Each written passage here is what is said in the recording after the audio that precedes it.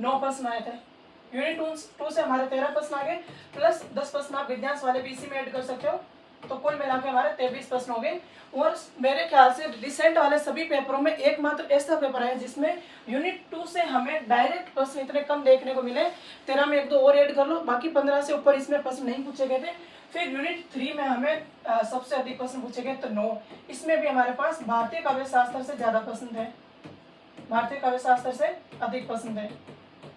फिर यूनिट 4 से 2 प्रश्न थे, एक आधे प्रश्न आप किसी और को रिलेट कर सकते हो, लेकिन 2 या 3 से ज्यादा यूनिट 4 में नहीं था। यूनिट 5 में 9 प्रश्न थे, कौन सी होगी हमारी कविता वाली में से।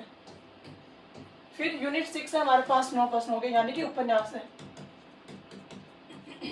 यानी कि अच्छा खासा हमारा सबसे ज्यादा जोर एग्जाम ये किस पे था, जो कि हमारी टेक्स्ट वाली यूनिट है, यूनिट 5 टू लेकर यूनिट 10 तक की, जहां पर हमें 9 से लेकर 10 तक के प्रश्न पूछे गए। यूनिट 7 में 7 प्रश्न थे, यूनिट 8 में नाटक वाले में फिर से 7 प्रश्न पूछे गए थे, और यूनिट 9 से हमें 10 प्रश्न पूछे गए। तो सबसे अधिक प्रश्न निबंध से पूछे गए थे। यहाँ से पहले हमें कम प्रश्न पूछे जाते थे, लेकिन अब एकदम से इसमें से पूरे के पूरे 10 प्रश्न पूछे, और यूनिट 10 में भी हमें 9 प्रश्न पूछे। अब हमें क्या ध्यान रखना है कि यूनिट 10 में अगर हमें 9 प्रश्न पूछे गए, जो कि पहले इतने प्रश्न नहीं पूछते थे इन 2-3 यूनिट्स में से, आजकल ज्यादा प्रश्न पूछे जा रहे हैं। अब ये प्रश्न किस तरीके के थे, तो हमने क्या क्या चीजें सीखी